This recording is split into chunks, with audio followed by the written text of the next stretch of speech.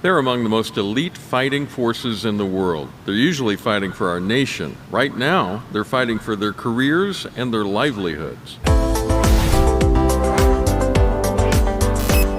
Hi, I'm Stuart Shepard, and this is a special edition of First Liberty Live. Have you downloaded our app yet? It is a remarkably convenient way to keep up with the episodes each week as we put them out, and the special episodes. Look on the Apple App Store or Google Play, either one. Download the app. It's free. It's our gift to you, and it will make it a lot easier to follow us here on First Liberty Live. You know, you can watch the videos or you can play them in your car like a podcast. It's really convenient.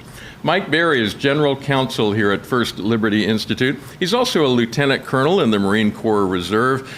Today you're going to be speaking to us, of course, as the First Liberty Attorney. Hi, Mike. Hey, Stuart. Thank you for being here. This is an important topic. We are representing, First Liberty is representing 40 Navy SEALs. This is something we weren't expecting. It kind of came to us and this whole thing worked out, but it's an important fight to be engaged in. Why in the world is our own government threatening the SEALs?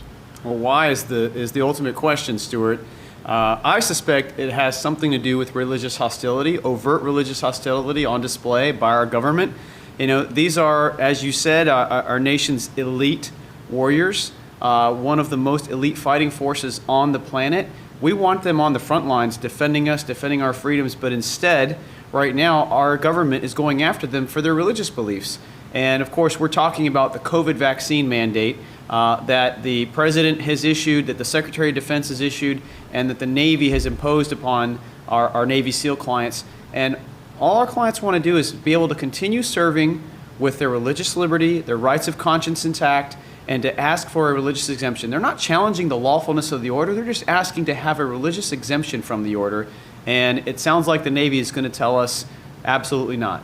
Now, the part of this that just blows my mind is not only are they putting out an edict for the members of the service, they're also putting restrictions on their family members, at least they're trying to.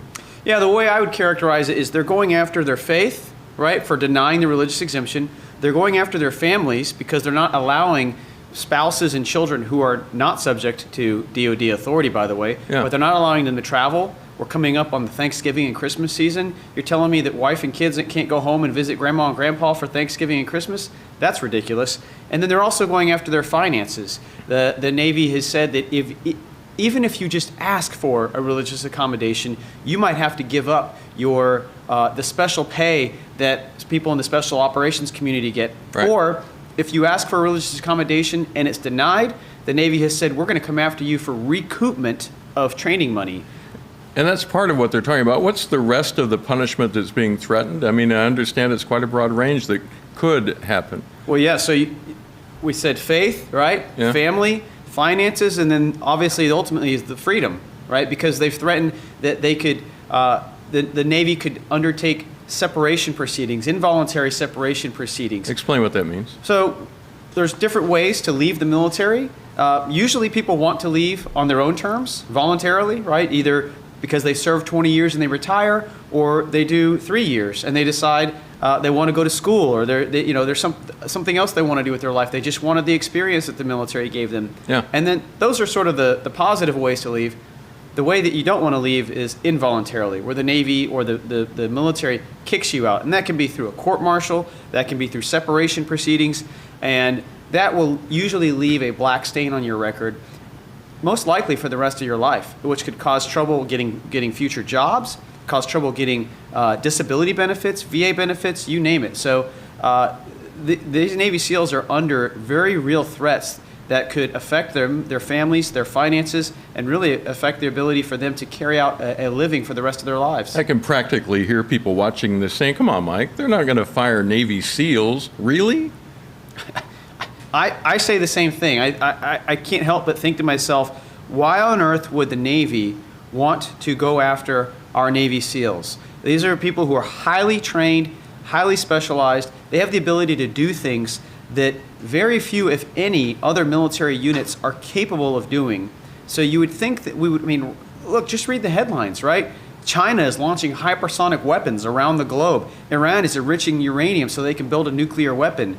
You would think that we want every capable person into the fight. And yet here we are, the Navy, instead of addressing the threats to our national security and threats to freedom, instead they're going after our elite warriors and telling them, if you don't get this vaccine, you're done. We're kicking you out, and we're coming after you for your money as well. And the operations they do, I think, are broader than most people probably realize. We think of the SEALs, we think of them in the water, but the acronym SEAL stands for sea, air, and land. They do it all. That's right. That's right. Again, they are the elite of the elite.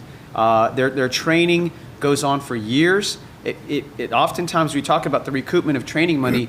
The American government will spend anywhere between $1 million to $2 million or more just training them to give them the specialized equipment and expertise that they need to carry out their missions. So when they say you got to pay it back, yeah, that's right. So it's that's not a scary thought. But think about not just the financial hit to the individual Navy SEALs. Think about the effect that it's going to have on America, right? Our national defense.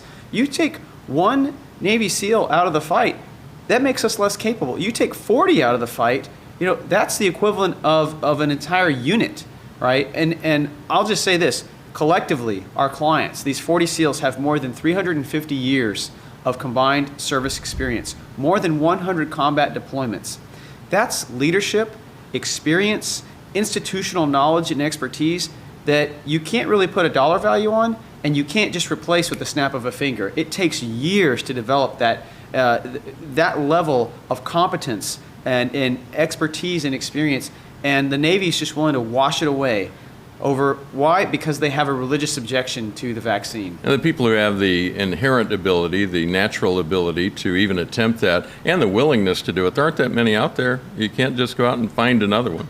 Yeah, I think the last time I looked at the washout rate for BUDS, which is the legendary training school that sailors have to go through if they want to become a SEAL and earn the title SEAL. Yeah. I believe it's somewhere around 85 to 90% don't make it through.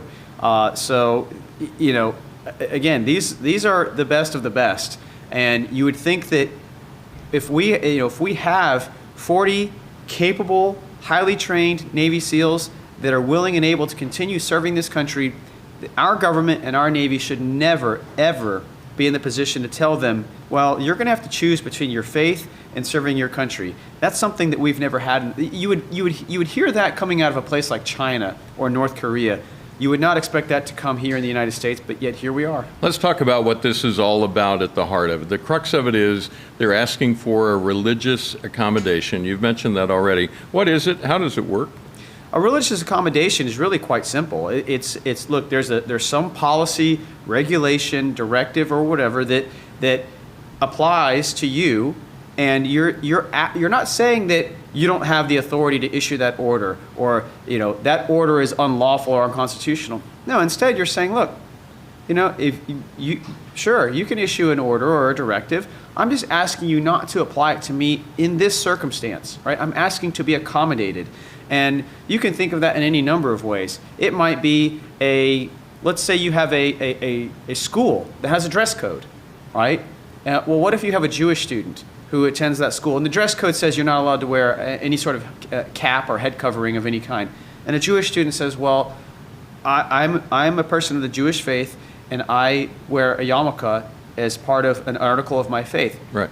I'm not asking you to strike that rule or policy from your books. I'm just asking to be accommodated. Or a Muslim student might say, hey, I have to wear a head covering in accordance with my faith. Can I be accommodated? So that's a different context, but to give people an idea of what it means to have a religious accommodation. Okay. I want to make this crystal clear. Even though each person who joins the military gives up a lot of their personal freedoms once they sign up, they still have certain rights under the law and the Constitution. Exactly. That's exactly right. So let's start with that premise, right? When you join the military, you understand and recognize, I can't just, when I was in Afghanistan in 2008, Mm-hmm. right? If I decided, I really feel like going to the movies right now, I couldn't just walk away and go say, hey, guys, see you later. I'm going to go catch a movie, right? I mean, first of all, there are no movie theaters where I was in Afghanistan, so it would be practically impossible. But let's say there were. Yeah. No, I have a duty to perform, right? I have to be there to help accomplish the mission. And so, yes, we recognize there are certain limitations and restrictions on our freedoms. But there are some things that are non-negotiable, is how I would say it. And one of those is religious freedom, right? You absolutely have the right, and in military regulations, every branch of the service has a regulation that says something to the equivalent of every person in this branch of the military has the right to observe the tenets of their faith, or if they don't, to observe no religion at all, right? That's called freedom of religion in this country. Right. And the Navy is no different. But yet, why is it that when it comes to the vaccine and the vaccine mandate, it's as if they're saying, oh, well, that provision, the First Amendment doesn't apply in this instance. Well, that's not how the law works, all right? And in this case, it's not, the Navy doesn't get to just say the law doesn't apply in this situation. They actually have to meet the legal standard to be able to do that. Now, this is not a new thing. Explain for us what some of the precedents are that have already been established as far as military law and religious accommodation. Well, sure. As I mentioned, you can start with federal law, right? Federal law, the Religious Freedom Restoration Act, which I'm sure we've talked about on First Liberty Live many times in the past. It's also known as RFRA. That's the shorthand for it. Yeah. RFRA says that every person in America has the right to free exercise of religion. And if the government substantially burdens that free exercise or substantially burdens your sincerely held religious beliefs, then the government is the one that has to bear the burden of establishing a compelling government interest that's advanced by the least restrictive means. And I always like to point out that law was passed in the 90s and signed by Democrat President Bill Clinton with a majority in both chambers of Near Congress. Near unanimous support in both houses. Actually co-sponsored by Senator, then Representative Chuck Schumer. Exactly. Okay, go ahead. So we have laws at the federal level. Those have sort of trickled down into the DoD, in Department of Defense, and at the Pentagon, and they now also have provisions in DoD regulations in every individual branch. So let's talk about the Navy, since we're talking about Navy SEALs. Yeah. All right. The Navy has a regulation. It's actually SecNAV, Secretary of the Navy Instruction 1730.8B, 8 Bravo, as you would say if you were in the military. Yeah.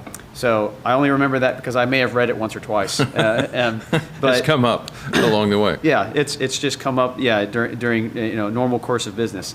So SecNAV Instruction 1730.8 Bravo lays out that yes, service members have the right to ask for an accommodation or an exemption from an otherwise applicable policy or regulation. And then it lays out the standard that we just discussed, the standard that's established in RFRA. Right. And so the law itself, the regulation itself, already contemplates, hey, there are going to be people who have a religious objection to whatever the policy is, and that's okay. Here's how we deal with that. So it's not like, for the folks out there who are saying, well, you just give up all your rights when you serve in the military. Well, that's not true, right? And even the regulations themselves say, no, there is a way for us to accommodate that. And I think, to use historical examples to show the precedent, we need look no further than there are, you go all the way back into our history. In World War II, all right, there was a soldier, a U.S. Army soldier by the name of Desmond Doss, all right? And Desmond Doss, his religious beliefs were such that he believed that it was wrong for him to take another life, to kill, because of his Christian beliefs. And so when he was drafted into the Army, he asked for an exemption and said, look, I want to serve my country.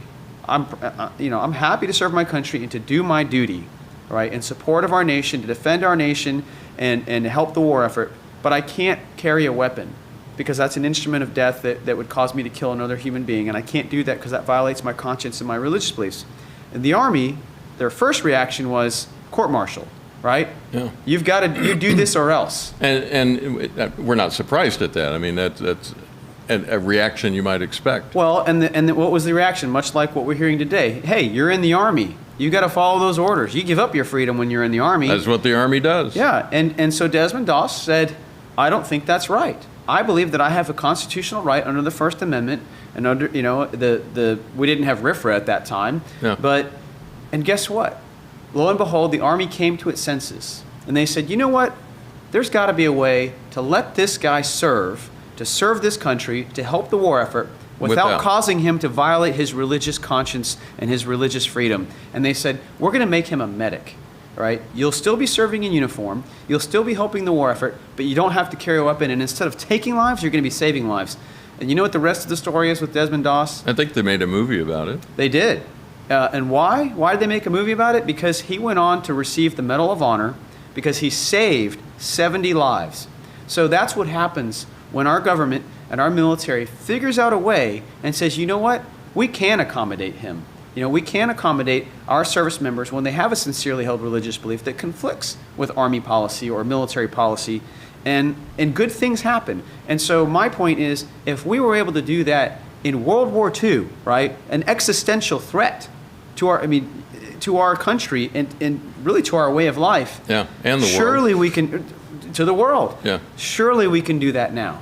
Now, we're down to the end here, so I just want to give you a chance to summarize as quickly and briefly as you can what it's about, what a religious accommodation is. I have a hard time doing things quickly. I know, but you think in bullet points. So, no pun intended. Yeah, exactly. What a religious accommodation is, what they're asking for, what an accommodation is, and what the right solution would be. Just summarize it for me. Sure. Well, look, I'll just put it like this. First Liberty Institute represents 40 U.S. Navy SEALs who have asked the Navy to give them an accommodation from the COVID-19 vaccine mandate, allow them to continue serving with their rights of conscience and their religious freedom intact, find some other way, just like we did with Desmond Doss, to allow them to serve without having to get the vaccine. We can talk about all the ways that the Navy could do that at another time. And instead, the Navy should stop. We're asking the Navy to stop punishing them, punishing their faith, punishing their families, punishing their finances, and punishing their freedom. All right, and I guess the next step would be, what happens if the Navy doesn't? First Liberty is prepared to file a lawsuit if we have to in order to vindicate their rights and to seek justice for these brave warriors. I think that's how I would summarize where we are right now. Nicely done. Mike Berry, thank you for your service. Thank you for your insights today. Thank you for summarizing this so well. We wish you well as you battle this one. Well, thank you. And we're all in it for these Navy SEALs because we know how much they do and they sacrifice for us. We also recognize, though, that it's not just the Navy SEALs. We know that there are tens of thousands of service members who are in the same situation, and our hope is that if we can provide relief and get a victory for these SEALs, that, to use another pun, a rising tide is going to lift all ships. Yeah, and we do not, I want to make clear, people wonder how we do what we do. They'll never get a bill from us for this representation. Correct. That's what we do as part of being First Liberty, being a nonprofit law firm. Correct. This is our service to America. All right. Mike, thanks again. Appreciate it. Hey, if you want to be a part of this, if you want to connect with this, if this resonates with you, we've set up a special page on our website where you can sign a letter of support for the Navy SEALs that we were just talking about. You can also add your own personal note of encouragement if you like. We've got a little box on there that you can add your own thoughts if you want to, not required to, but you can add a note there if you like. It's easy, takes less than a minute, and we invite you to do that. And while you're there, if you would like to help us, help not just the Navy SEALs, but all of our clients that we represent in the fight for religious freedom in this country, would you consider making a gift to First Liberty Institute? That's how we're able to do what we do without giving a bill to any of our clients ever.